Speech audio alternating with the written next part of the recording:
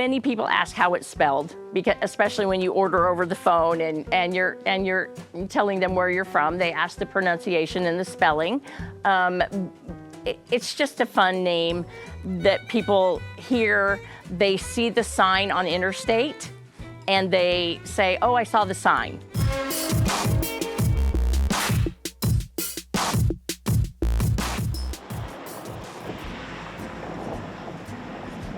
So we say watch here. Watch here is a greeting from the East Coast.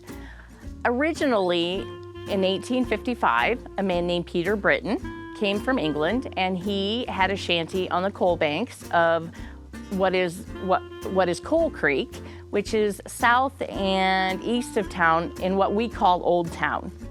He was here for several years and plotted out the original 14 acres of what he called Petersburg.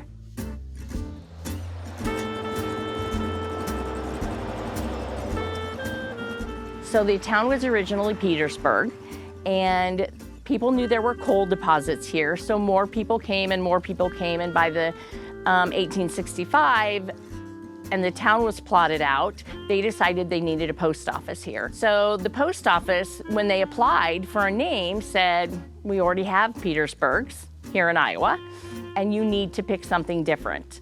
So a Major J. Andrew, who had moved here from the East Coast, wanted something unique, something that wouldn't be copied or had been used previously, and he decided to call it Watchier. And that is a greeting, like, hello, how are you? And so they named the post office Watchier, and the city was Petersburg. And it remained that way for quite some time. Then it was decided that they didn't need two different names, and Peter Britton was adamant that it stay Petersburg, but eventually the town voted to be Watchier and to keep the name the same. Watchier was always known for its coal deposits. People even in the 1860s were digging coal out of the creek banks and digging coal here. But in the 1870s, 1880s, other interests came here to get the coal, to look at the coal, and it was discovered that Watchier had a lot of coal.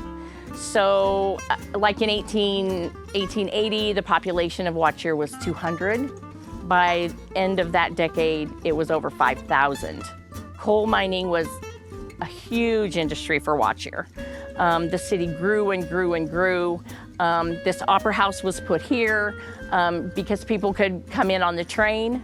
They could come here and perform for the miners and their families that were here, and then get back on the train and go to the next town.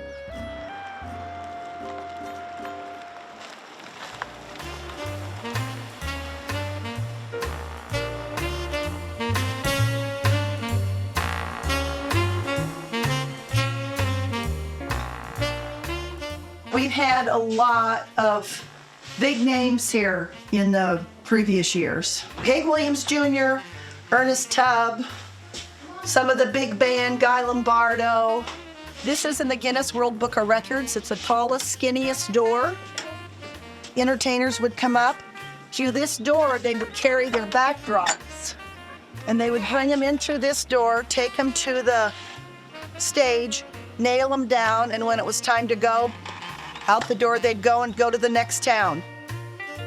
Watchier has had a small population, a very large population, and back to a small population. By the late 1800s, the mines were depleted. All the coal had been dug here, and the mining communities moved on into Mahaska County, towards Centerville. They moved on. The population was down to about 900 again, and there was just not that much here.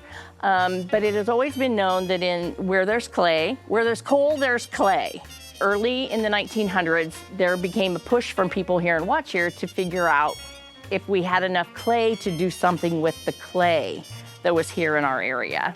So they, in 1909, sent clay to England to have it tested, and it was found to be wonderful. There were wonderful deposits of clay here. And then the push came on to find a clay products or a building and a facility that could make clay things to provide a living for the people here of Wattier. So in about 1911, they started, and it's just south of town and a little bit to the east, the Wattier Clay Products. And it was a huge success out there. The clay products employed about 100 men from 1912 until about 1965. In 1965, the clay products closed because of the introduction of plastic and other things, that they were not using clay pipe for sewer tile and that in Iowa anymore. Wattier has some historical buildings still. We've lost a lot of the storefronts, as you can see through town, but the Wattier Opera House is here and going, and they're working hard to save it and to keep it going. We are also, the Wattier Brick School Museum is a part of the Wattier Opera House, and we have displays there. It was founded in about 1967, and it was made as a place to keep Wattier artifacts and history. And so we have a group that's done a great job preserving that building also. So we kind of work in tandem together to keep both things going, and it's been a good thing for Wattier to preserve its rich history. Herb Pokrantz, World War I uniform, 1914 to 1917. The town today is a small town. Most people work out of town, have to drive to wherever they're working, but we have some small businesses here. We have, you know, a new Dollar General. We have a Casey's. We're a great community. You know, you have to drive out of town probably to work, but you come home to Wattier. Our kids go to Tri-County Community Schools, and we work in conjunction with Gibson and Thornburg and Keswick, our small towns that are around us, to have Tri-County schools. And so we're very proud of this community. People are still working hard to keep Wattier current and working hard to save the history of Wattier.